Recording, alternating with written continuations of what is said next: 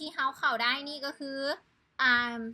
เป็นกรอบที่ว่าปิดตัวลงหลายๆเนาะแล้วก็ในจุดที่เขาจะซื้อได้ก็คือเป็นกรอบที่ว่าปิดตัวขึ้นหลายๆเนาะเขาก็เคียงเต็มหมายในกรอบนั้นไว้แล้วก็รอเข้า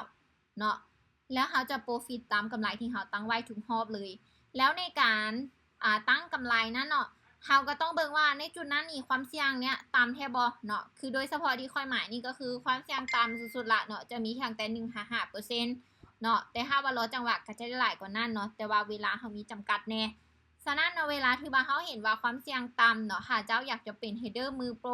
เฮดเดอร์มืออาชีพเนาะเฮดเดอร์ที่สามารถหาเงินได้ตลอดเนาะ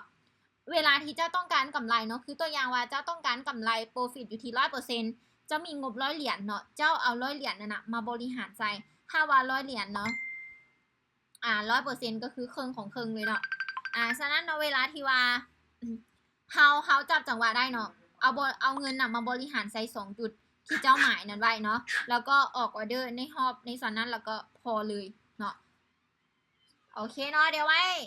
เฮียนน้ำกันในฮอบถัดไปทุกคนสำหรับฮอบนี้เอาไปปรับใช้เบิ่งเนาะถือว่า3 มื้อ4 มื้อไปแล้วเนาะคอยโปรฟิตตามเป้าทุกมื้อเลยเนาะที่วันเน้นแท้ๆเนาะเพราะว่าบางมื้อบริเน้นกะ